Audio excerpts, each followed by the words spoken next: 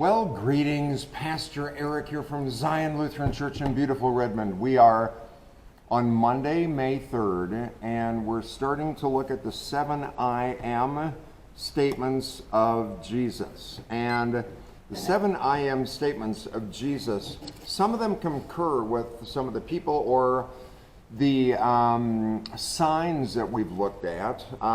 His first I am statement is I am the bread of life. That concurs with one of the signs, the feeding of the 5,000.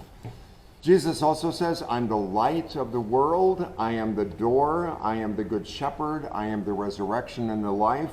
I'm the way, the truth, and the life. I'm the true vine. And today we're looking at I am the bread of life. If you turn to John chapter 6,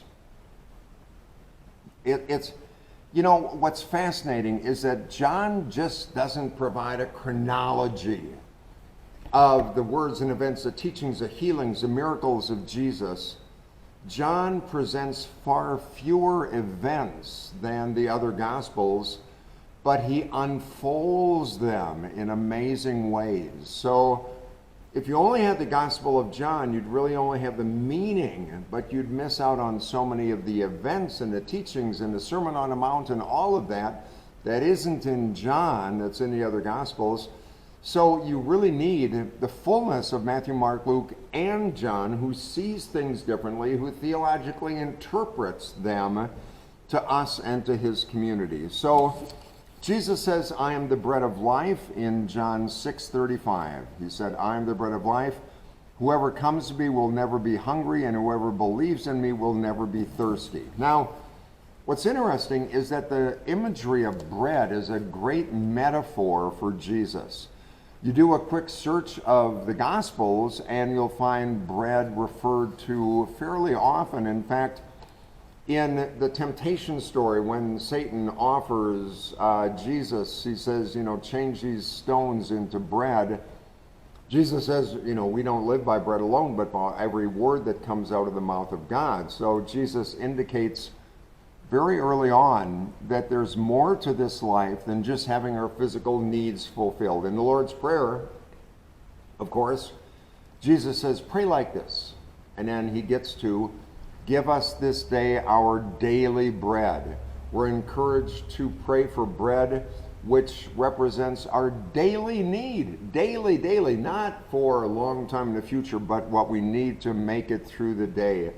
Reference to the manna that was provided. They were supposed to take the bread that they needed, which was an omer, O-M-E-R, an omer, and put it in a jar.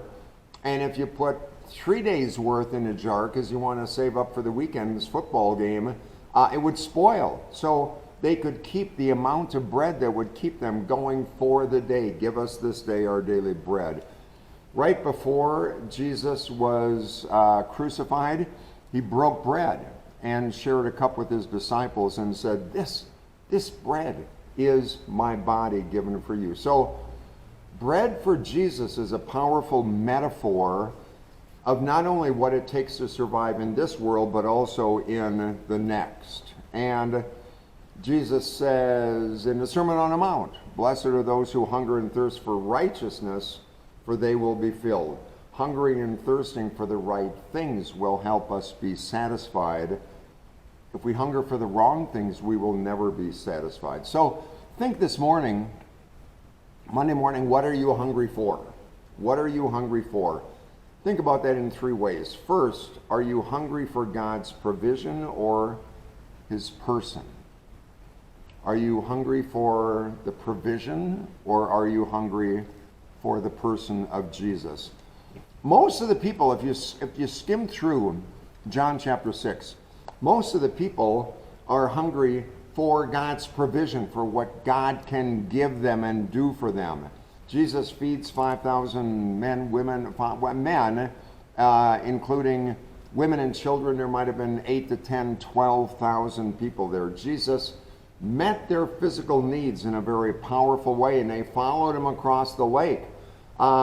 He said, you guys read chapter 6. I don't want to take the time to read that, but afterwards, read chapter 6. Jesus says, I don't want to keep meeting your physical needs. That's not what I'm after. I'm after to give you something more than that. In fact, chapter 6, verses 26 and 27.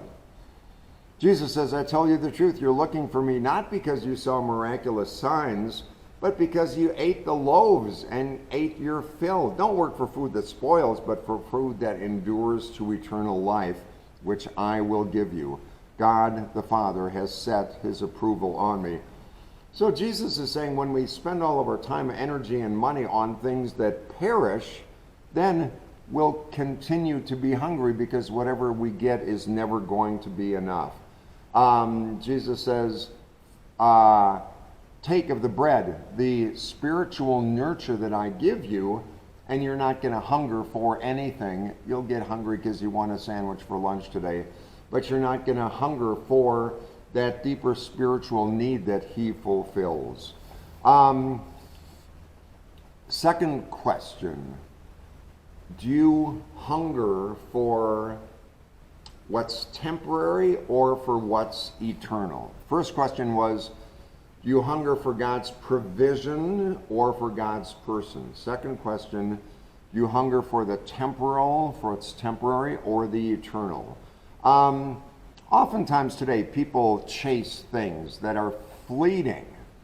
Money, pleasure, fame, fortune, hobbies. When we want money, we want more. When we find love, we think we'll be satisfied, but we need to love more. Jesus says in chapter 6, verses 43 and 44, he says, quit grumbling among yourselves.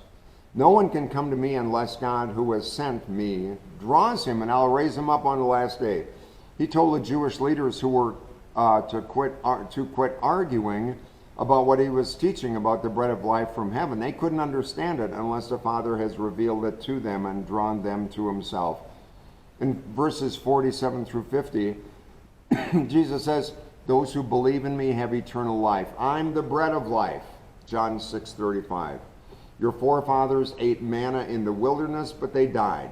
Here's the bread of life that comes from heaven, which a person can eat and will never die. So Jesus draws from their ancestors' experience in the wilderness. They ate manna every day, and yet they died. In other words, the manna from heaven that God gave when the people were wandering in the wilderness was temporary. It had a temporary effect of just feeding them. They received daily provision, but they would be hungry the next day, and eventually they would die. Jesus says, take hold of me. Take hold of me, and instead of filling your belly, you'll fill your heart, soul, and mind with things from above, and you will be with me forever.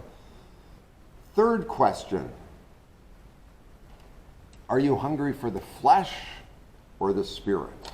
Another way to think about that, are you hungering for things that satisfy you, or are you hungering for things that will bring satisfaction to God? That's a big question.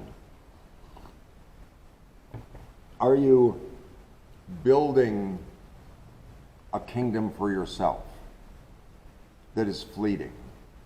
Or are you building a kingdom, a following for God? What is your most important thing in life? The things that are fleeting that we kind of pile up in the back of our garage, or the things that are eternal, those things from God? John 6, 60 to 62, the disciples said, man, this is a hard saying. Who can accept it? They were grumbling, and Jesus said, does this offend you? What if you see the Son of Man ascend to where he was before? What really offended the Jewish leadership but that this Jesus was claiming to be the Son of God straight from heaven? Jesus wondered, are you ever going to get it? Jesus probably pulled his hair out a little bit with some of these folks.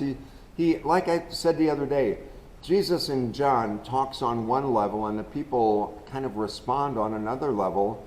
And Jesus' goal is to have the people kind of come up to his level. We'll see at the very end how that is especially evident when Jesus says to Peter, "Do you love me?" But he tries to draw people up into a deeper way of understanding. The flesh that we try to satisfy really never satisfies. What we do for God satisfies for a long time. So think about that. It's the first Monday in May as we get into the summer. Think about what you can do for God that will really last a lifetime, not only in your lifetime, but in the lives of those that you know and love. What can you think on the 3rd of May that this summer you can dedicate yourself to do something for God? That's the level at which John presents Jesus speaking, kind of drawing them in to a deeper level. What can you do this summer for God? I'm going to read May 3rd from Jesus Calling, which reads like this. You cannot serve two masters. If I am truly your master, you will desire to please me above all others. If pleasing people is your goal, you will be enslaved to them. People can be harsh taskmasters when you give them this power over you. If I'm the master of your life, I will also be your first love. Your serving me is rooted and grounded in my vast, unconditional love for you. The lower you bow before me, the higher I lift you up into an intimate relationship with me. The joy of living in my presence outshines all other pleasures. I want you to reflect my joyous light by living in increased intimacy with you. Good word for today. I'll see you tomorrow when we will go on to the next I am statement of Jesus. I am the light of the world. So I'll look forward to seeing you then. Until then, you take care. Bye-bye.